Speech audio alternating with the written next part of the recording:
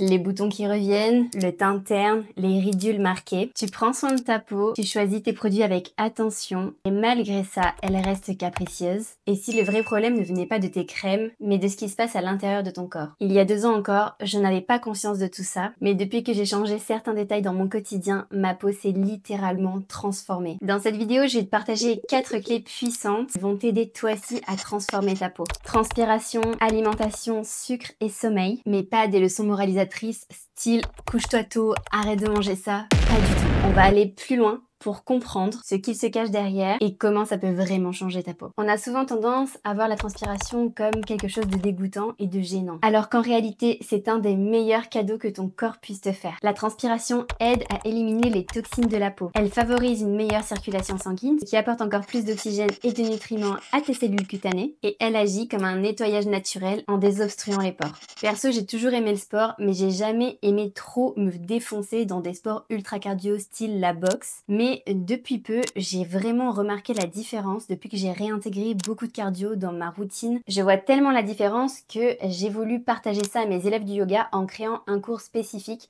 pour pouvoir leur permettre à elles aussi de transpirer pour accéder aux bienfaits de la transpiration. On entend souvent que pour avoir une belle peau, il faut faire du sport, mais faire du sport en réalité, c'est bien, c'est sûr, ça maintient l'équilibre, mais transpirer, c'est vraiment quelque chose qu'il faut essayer de viser en plus de mettre son corps en mouvement, pour toutes les raisons que j'ai citées précédemment. Pour ça, en plus de ta routine, si tu fais uniquement du yoga, intègre aussi des activités un peu cardio. T'es pas obligé de te cramer sur une activité ultra cardio. Des fois, en lenteur, on peut très bien atteindre des très hauts niveaux de transpiration.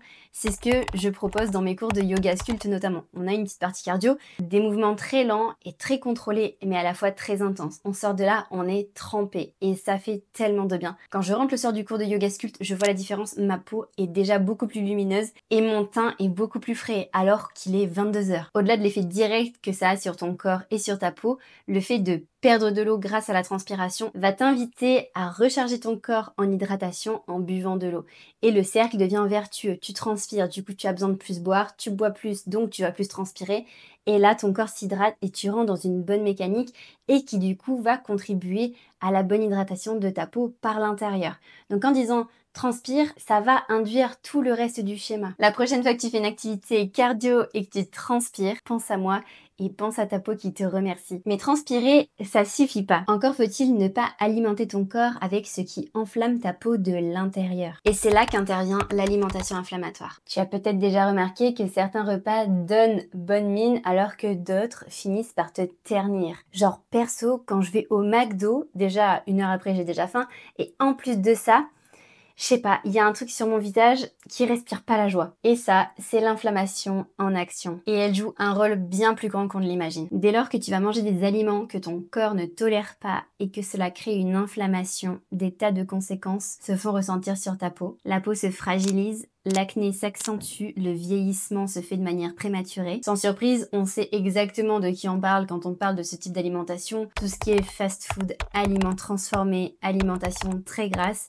Mais pas que, il y a aussi des aliments qui paraissent sains qui en réalité créent des inflammations. Le corps peut ne pas tolérer certaines huiles, les produits laitiers, le gluten. On entend de plus en plus parler d'intolérance au gluten et c'est pas pour rien, c'est parce qu'en fait certaines personnes ont identifié le lien entre des réactions à leur peau et à leur corps en général et le gluten. Alors j'étais la première à un peu prendre à la rigolade ces trucs d'alimentation inflammatoire jusqu'au jour où j'ai décidé de devenir prof de yoga et donc mon corps est devenu mon outil de travail. À partir de là, j'ai compris qu'il fallait que j'en prenne soin encore plus que je le faisais avant. C'était pas toujours très glorieux en termes d'alimentation, je l'avoue. J'étais plutôt sur une routine gnocchi, cordon bleu quasiment tous les soirs, McDo 1 fois par semaine et l'alcool à volonté. J'ai un peu honte, mais ça fait partie de mon histoire et aujourd'hui, la prise de recul est faite en contraste avec mon ancienne situation. Je vois la différence parce qu'aujourd'hui, que je fais attention à ce que je mange, il y a des résultats incroyables sur ma peau. J'en parlais dans la précédente vidéo, j'ai eu de l'acné kystique. J'ai fait beaucoup de choses pour lutter contre ça, notamment grâce aux crèmes, aux huiles. Si tu veux plus d'informations là-dessus, je t'invite à regarder la vidéo d'avant où je donne tous mes conseils skincare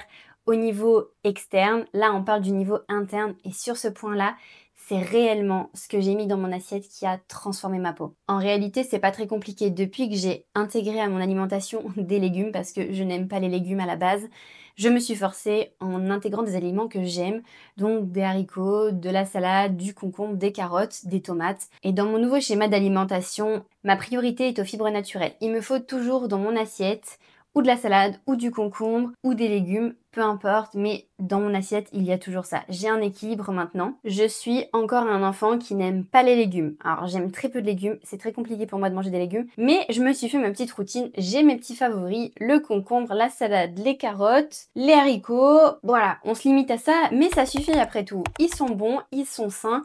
Pourquoi aller chercher midi à 4 heures? C'est déjà une bonne base. Alors ce que je t'invite à faire, c'est trouver tes aliments chouchous que tu sais qu'ils te font du bien et les cuisiner de sorte à ce qu'ils restent quand même un peu fun.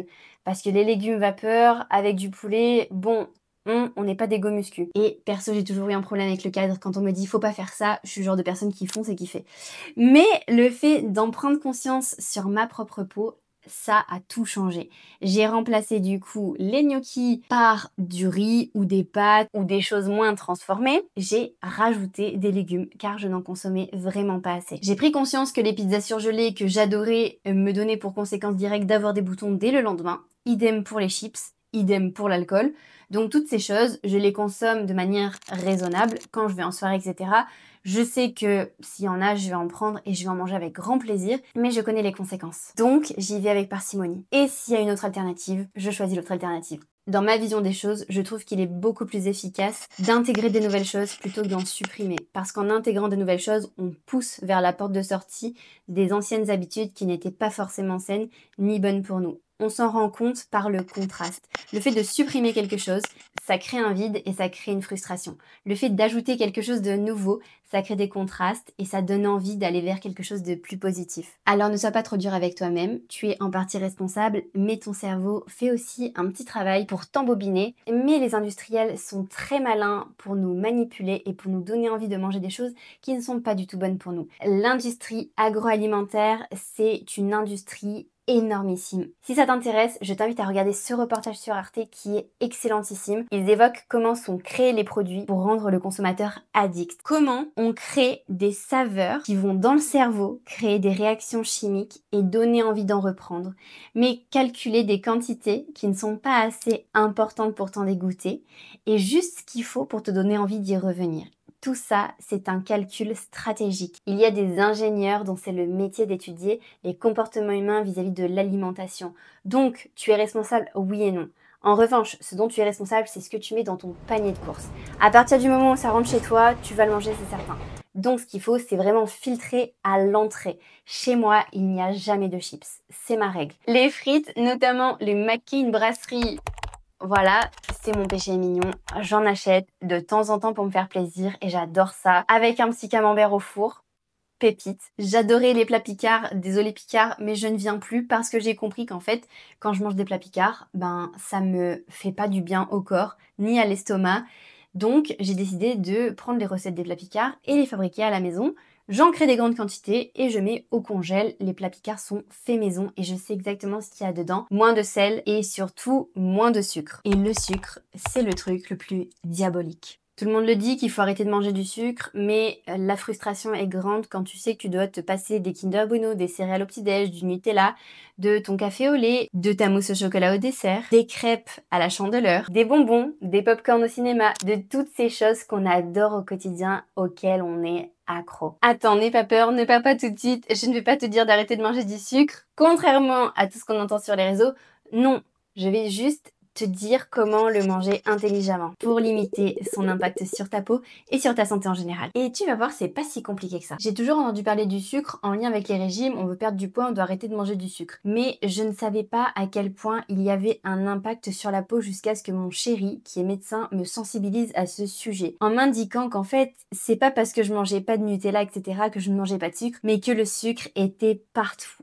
Et là, j'ai pété un câble quand j'ai compris à quel point le sucre était omniprésent. Et aujourd'hui, ce que j'aimerais partager, c'est ce que j'ai compris au cours des derniers mois sur tout ce que j'ai dégagé de mes placards. Et c'est très simple. Il ne s'agit pas de supprimer quoi que ce soit, il s'agit juste de remplacer. On est d'accord pour dire que si tu manges des bonbons, tu manges du sucre, c'est clair et net. C'est l'objet même de la chose, c'est de manger du sucre. Quand tu manges une pâte brisée, tu n'as pas envie de manger du sucre. Quand tu manges un gratin de hachis parmentier, tu n'as pas envie de manger plus de sucre. Et la grosse difficulté, elle est là. C'est le sucre qui est caché, la véritable problématique que j'aimerais soulever aujourd'hui. À la limite, tu sors le week-end, tu manges une gaufre au Nutella avec un gros supplément chantilly. C'est pas grave. Tu es conscient de l'impact que ça a sur ta santé. C'est ok. En revanche, quand tu n'es pas conscient que tu manges du sucre, là est le problème. Parce que du coup, l'effet cumulé de cette quantité de sucre qu'on mange au quotidien, ça contribue à nous rendre accros et à dérégler tout notre organisme. Alors pourquoi est-ce si diabolique de manger du sucre? Car en réalité, le sucre produit un phénomène qui s'appelle la glycation. Écoute bien ça. Les molécules de sucre se fixent sur les fibres de collagène et d'élastine, les rigidifient et accélère le vieillissement cutané. Conclusion, une peau moins ferme, plus ridée et moins lumineuse. Et en ce qui me concerne, là où ça fait quelques années que j'ai guéri de mon acné kystique, mais que de temps en temps je lutte périodiquement contre des poussées de boutons, depuis que je scrute le sucre dans mon alimentation, je n'ai quasiment plus jamais aucun bouton, même pendant mes règles. En fait, là où il faut faire attention surtout, c'est dans tout ce que tu manges au quotidien. Fais la liste de tout ce que tu manges au quotidien et vois s'il y a des sucres ajoutés ou pas. Et des fois, c'est facile de les éviter. Type, tu aimes le maïs, tu achètes une boîte de conserve de maïs, il ne doit pas y avoir marqué eau, maïs, sucre. Non. En fait, c'est facilement évitable si tu regardes les compositions des aliments que tu utilises. Au début, c'est pénible parce que tu dois tout scruter. Mais une fois que tu as pris tes habitudes, ça passe. Dans les exemples les plus courants de ce que j'aime manger, il y a la quiche. Je me fais régulièrement une quiche avec une salade. Dans la quiche, il n'y est pas censé y avoir de sucre parce qu'on a les lardons, on a la crème, on a les œufs et on a la pâte. Et devinez où est-ce qu'il y a du sucre caché? Dans la pâte. Dans la plupart des pâtes brisées, il y a du sucre. La pâte Erta que je recommande et que j'utilise tout le temps, je sais qu'il n'y a pas de sucre. Et c'est vraiment sur des détails comme ça. Si vous supprimez le sucre de la pâte, si vous supprimez le sucre de votre pain de mie, si vous supprimez le sucre de votre yaourt, c'est cette somme de petits détails qui fait qu'en bout de course, tu manges ou pas beaucoup de sucre. Donc regarde vraiment les produits que tu consommes le plus au quotidien et demande-toi, est-ce que c'est normal qu'il y ait du sucre dans cet aliment? Oui ou non? Est-ce que le sucre fait partie de la base de la recette? Et 80% du temps, c'est évitable. C'est juste que les industriels se servent du sucre pour, encore une fois, nous rendre accros, pour rendre les saveurs encore meilleures. Bien évidemment, leur but, c'est de vendre, c'est pas de prendre soin de notre santé. Donc les aliments que je traque le plus, si tu veux commencer par quelque part, ça va être donc pâte brisée si tu en achètes, ça va être les légumes. Les légumes que tu achètes, c'est un sac et il est censé y avoir que des légumes. S'il y a marqué haricots verts et sucre, il n'y a pas à avoir du sucre. Pareil, conserve de maïs, conserve de haricots rouges, toutes ces conserves-là, il ne doit pas y avoir de sucre. Les salades préparées, bien évidemment, tu as du sucre. La sauce pour la salade, tu la dégages, tu mets de l'huile d'olive, du vinaigre balsamique et le tour est joué. Il n'y a pas à avoir des sauces toutes préparées avec une tonne de sucre. C'est cette somme de petits détails, je le répète, qui va vraiment transformer ton taux de sucre. Il y a une différence entre le jus de fruits Tropicana et le jus pressé maison. C'est sûr, ça va mettre 1 minute de plus à être fait. Mais le résultat n'a rien à voir. Tu as un sucre raffiné ou un sucre naturel. En bout de course, ton corps a besoin de sucre, c'est indéniable pour fonctionner. En revanche, il y a des sucres qui sont meilleurs que d'autres. Un sucre qui est emballé par des fibres, notamment avec les fruits, sera moins vite absorbé par ton corps et donc ton pic de glycémie sera moins haut et moins rapide qu'un sucre raffiné qui va booster ta glycémie dès que tu vas l'absorber. Et la grosse problématique là-dedans, c'est qu'à chaque pic de glycémie, il va y avoir une rechute après. Ce que j'ai mis en place moi pour limiter ce pic de glycémie, c'est systématiquement commencer mes repas par des fibres. Parce que l'absorption de fibres va limiter la montée du pic de glycémie et va limiter l'absorption du sucre par le corps. Dans cette même idée de plus il y aura de fibres autour du sucre, plus ton corps sera protégé de l'absorption rapide, c'est la même chose pour les pâtes. Plus les pâtes seront complètes, moins le sucre arrivera rapidement et donc moins il sera absorbé vite. C'est pour ça qu'il y a beaucoup de gens qui prônent les pâtes complètes. De prime abord, ça paraît dégueu et je suis d'accord avec toi. En fonction de la marque que tu choisis, c'est vraiment pas top. Mais commence pas à aller dans les pâtes ou l'anticorrect de je sais pas quoi. Simplement, prends ce paquet de pâtes là. C'est vraiment le paquet de pâtes qui m'a réconcilié avec les pâtes complètes. Je l'achète tout le temps. Et je fais des tas de recettes avec. C'est mon go-to. Il n'y a aucune autre pâte pour l'instant que j'ai goûté qui me plaît autant que ça. Et je les mange comme des pâtes classiques. Alors je vais pas mytho. De temps en temps, oui, je mange des pâtes blanches. Mais j'essaye le plus possible de diriger mon attention vers des produits qui sont vraiment sains. Et la différence aussi, elle se fait ressentir. Quand tu manges des pâtes complètes, ça tient beaucoup plus longtemps que des pâtes blanches. Les pâtes blanches, tu les engloutis d'un coup et ça tient pas dans le corps. Alors que les pâtes complètes, elles vont me durer toute la journée et j'aurai aucune fringale. Encore une fois, je répète, l'idée c'est pas d'arrêter, c'est de transformer. Remplace ça par ça. Rappelle-toi que tout ce qui sera vécu comme une frustration ne sera pas viable. Fais ces petites transformations. Déjà, cette prise de conscience va t'aider à aménager et à aller un petit peu plus loin dans cette démarche de mieux-être pour ta peau et pour ta santé en général. La peau, c'est vraiment la chose qui reflète l'état de santé intérieur. En prenant soin de l'intérieur, tu prendras soin de l'extérieur. Mais du coup, c'est vrai que c'est bien de mettre des crèmes, ça donne confiance. Mais une fois qu'on a fait ça, derrière, il faut passer à l'intérieur aussi parce que c'est vraiment ce qui, sur le long terme, fera la différence. Et le facteur le plus sous-estimé, c'est le sommeil. Et Dieu sait que beaucoup de gens ont des difficultés avec le sommeil. Le quatrième et dernier point que je voulais aborder dans cette thématique de prendre soin de sa peau par l'intérieur, c'est le sommeil. Je vais pas vous rabâcher qu'il faut dormir 8 heures par nuit, qu'il faut bien dormir, couper les écrans, blablabla, blablabla. Ça, on le sait, on le rabâche sans arrêt. Le point que je veux soulever ici est la respiration en lien avec le sommeil. Pendant la phase de sommeil, la peau entre en phase de réparation, avec une production accrue de collagène et un renouvellement cellulaire accéléré. Le manque de sommeil entraîne une peau plus terne, des cernes plus marquées, une cicatrisation plus lente, une inflammation accrue et tout un tas d'autres conséquences néfastes aussi bien pour la peau que pour l'organisme en général. Je viens d'apprendre en préparant cette vidéo que c'est entre 23h et 2h du matin que la régénération cutanée est la plus intense. Et là, je suis en train de faire les calculs et de me dire qu'au courant des derniers mois, il y a très peu de soirs où je me suis couchée avant minuit. Et donc, j'ai perdu un sacré capital de jeunesse. Je m'engage donc dès maintenant à me coucher impérativement à 23h. Parce qu'en fait, ce qui est le plus fou, c'est que même si on dort nos 7 à 8 heures de sommeil, mais qu'on décale notre fenêtre, on perd ce pic de régénération naturelle. Et ça, c'est ouf! Je ne le savais pas. Parce qu'on entend tout le temps parler de il faut 8 heures de sommeil, il y a des gens qui se couchent tôt, il y a des gens qui se couchent tard, et on n'entend jamais parler de ce pic de régénération qui arrive entre 23h et 2h du matin. Et clairement, c'est game changer. Si tu te couches à 23h et que tu dors de 23h à 6h du matin, la diff, elle se fait entre la personne qui se couche à 1h du matin et qui se lève à 10h. Ça n'a absolument rien à voir. D'autre part, ce qui est à relever dans le sommeil, c'est la respiration. Beaucoup de personnes ont une mauvaise respiration, ce qui entraîne une mauvaise récupération pendant le sommeil. On connaît toutes les problématiques liées au sommeil, on connaît les ronflements, on connaît l'apnée du sommeil, mais peut-être qu'il y a une problématique que tu ne connais pas, c'est le fait de respirer par la bouche. Respirer par la bouche a de grandes conséquences sur la santé globale. C'est ce que j'ai appris dans un livre qui s'appelle Respirer de James Nestor. J'ai fait toute une vidéo à ce sujet sur la chaîne, n'hésite pas à aller jeter un œil si le sujet t'intéresse. Ça parle de long, en large et en travers des conséquences de la respiration sur la santé. Et là, le sujet avec le sommeil. Écoute bien. Mon raisonnement est le suivant. Un sommeil réparateur apporte une belle peau. Tout ce qui peut empêcher le sommeil d'être réparateur est donc mauvais pour la peau. Le fait de respirer par la bouche est mauvais pour le sommeil, donc est mauvais pour la peau. Il y a eu une expérience qui a été menée, une expérience absolument horrible, qui est décrite dans le livre. Dans les années 70-80, il y a eu une expérience menée sur des macaques. On leur a bouché le nez avec du silicone et on a observé la différence sur leur visage. Écoute ça, respirer par la bouche modifie notre morphologie et celle de nos voies respiratoires pour le pire.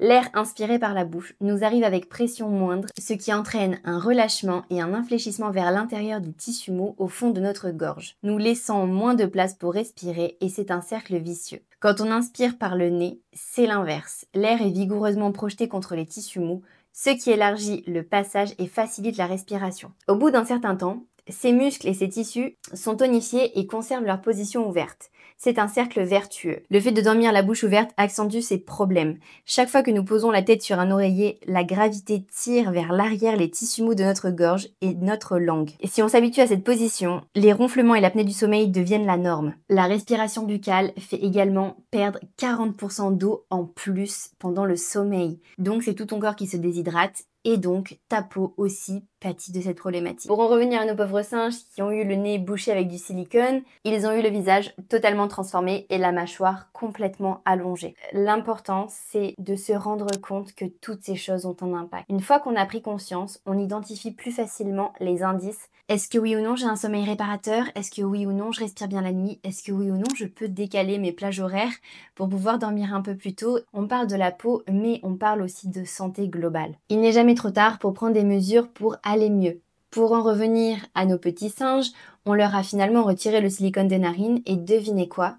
Le visage a repris sa forme initiale en seulement 6 mois. C'est dire que au niveau de la respiration, ça n'est pas irréversible. Vous pouvez à un moment donné avoir des problématiques, mais si vous trouvez une solution, vous pouvez rebrousser chemin. C'est un message d'espoir pour montrer que des fois, quand on pense qu'on est au fond du trou et qu'on s'en sortira jamais, il y a toujours un espoir. Le fait d'identifier la problématique et son origine, ça permet des fois de rebrousser chemin et de retrouver une santé encore meilleure. Car la respiration, c'est la base. Tout le monde respire. Prendre conscience de sa respiration et de l'impact que ça peut avoir sur sa vie en général. C'est pour moi le game changer. Ce livre a fait partie des nombreux déclics qui m'ont conduit aujourd'hui à prendre encore plus soin de ma santé avec un peu plus de conscience. Si tu mets bout à bout toutes ces petites prises de conscience, déjà les ingrédients que tu utilises, le fait de masser ton visage, le fait d'intégrer des huiles dans ta routine, le fait d'aller chercher un peu de cardio pour transpirer, transformer ta manière de manger en remplaçant les aliments transformés par des aliments plus sains et faire la chasse au sucre caché, plus transformer ton sommeil en changeant tes plages horaires et en veillant à bien respirer, tu te rapproches de plus en plus de l'équilibre qui te permettra d'avoir une peau de plus en plus belle. Tu es littéralement en train de mettre toutes les chances de ton côté pour glow up et pour transformer ta vie. Mais une fois que tu as fait toutes ces étapes, ça ne suffit pas. Il y a encore une chose qui est indispensable. On parle de prendre soin de soi de l'intérieur au niveau physique, mais il y a aussi au niveau mental que beaucoup de choses se jouent. Dans le prochain épisode, on passe au niveau supérieur. Nourrir son esprit, son mindset et découvrir comment il peut transformer non seulement ton glow, mais ta vie tout entière. Je te dis à la semaine prochaine pour le nouvel épisode. Ciao!